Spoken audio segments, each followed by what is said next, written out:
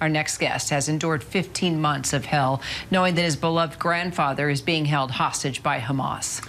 Oded Lifshitz was captured along with his wife by terrorists during the October 7th attack on kibbutz Nir Oz, which they helped found decades ago. His wife was released after 16 days, but Oded, he is still being held in captivity. His family's now praying that this 84-year-old great-grandfather will come home safely Sunday when the first hostages are released as part of the ceasefire deal.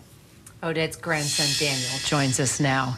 Daniel, I'm just curious your first reaction when you heard about this ceasefire agreement after all this time.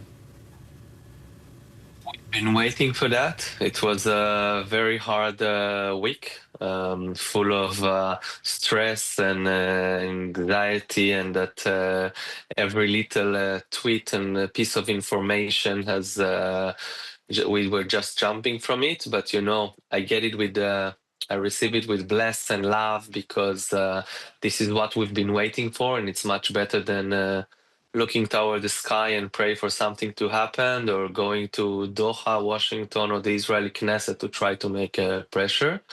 So I'm really looking forward to see the first hostages going out from Gaza on Sunday in the Jeep of the Red Cross, and not in a military operation. And that will be a first moment of a new future, and shows that that's the huge victory for the Western values. As well, you've been speaking here about Sagi Dekelchen. Sagi Dekelchen, you know, I'm coming from kibbutz Nir Oz, and in kibbutz Nir Oz, we were sleeping in communal sleeping, where the children are sleeping in the kindergarten and the parents at home. And I was with Sagi in communal sleeping. Sagi is one of my best friends. Sagi is a soulmate for me. Sagi is my brother. And seeing him going out, my grandfather would be very, very, very happy to know that Sagi will go out. And I hope to see him very soon. Amen to that, Daniel. And you talked about how this news is giving you laughter for the first time in a while. We've been looking at pictures of your dad. He looks like a man who has quite a laugh as well. Tell me about him, and about whether you think your government, the Israeli government, has done all it could to get him and the other hostages home. So my grandfather is really an amazing person. He's like an old-time person. Justice fighter, human rights fighter, peace activist, and a warrior. He started a kibbutz on the border in a place where there was only sand in 1957, brought with him 2 cactuses from his sister, and built an amazing cactus garden, 64 years old cactus garden. Everyone should come to see it and come to visit Nir Oz to see what happened there, the massacre that happened in Nir Oz. He fought in 4 different wars from 67 to 82. But beside that, on 72, he was standing in front of the IDF and Ariel Sharon to not seal the wells of the Bedouins in Rafah. And the next year, he was the first to cross the Suez Tunnel with him.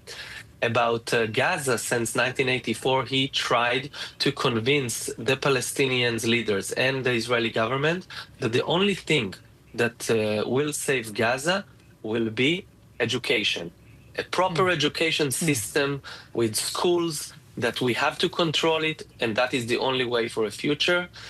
When Hamas took the leadership in Gaza, he couldn't go there anymore, and he was saying a lot that Hamas is the most dangerous thing in the Middle East, and the attack will finally come from there. And he was taking sick Palestinian kids to get chemotherapy in Israel and back to the border on Fridays before coming to the family. And as you said, he's the only great-grandfather held hostage in the world, and we miss him so much. We just had a dinner now with my grandma, talking a bit about how we can prepare to a situation when we don't know what we get. Are we going to get him on 2 feet or dead? Are we going to prepare for a festival or a funeral? So we can't really prepare. So we will get what we get with love, and we hope that he will be soon with us. Well, I know your grandmother and you are both waiting for that moment to hug and kiss your grandfather. What's that moment going to be like? I don't know, well, I couldn't say, I cannot imagine that yet, but my daughter said yesterday that she see it as we will be in the hospital, we will receive him, we will hug him, and we will be so joyful. I don't know if I will see my grandfather go out on two legs. I don't know. I will scream. I don't know what I will do. You will give me goosebumps, and I'm getting so excited even from that thought. I was dreaming about it for so many nights in the last 15 months. As I was talking with him, and my grandmother, the last time she dreamed about him was in the end of October 23, and since then she didn't dream about him. And I really want to thank, President Trump, President-elect Trump. I think that the declaration he made of hell to pay and release the hostages, and it really helped the negotiation teams to get to a deal. I think he knows and understands the art of dealing in the Middle East. I think, the last time he brought the Abraham Accord with Jared Kushner, and now Steve Witkoff really did the work. But I felt like someone is coming here and is being here and standing until we will get a deal.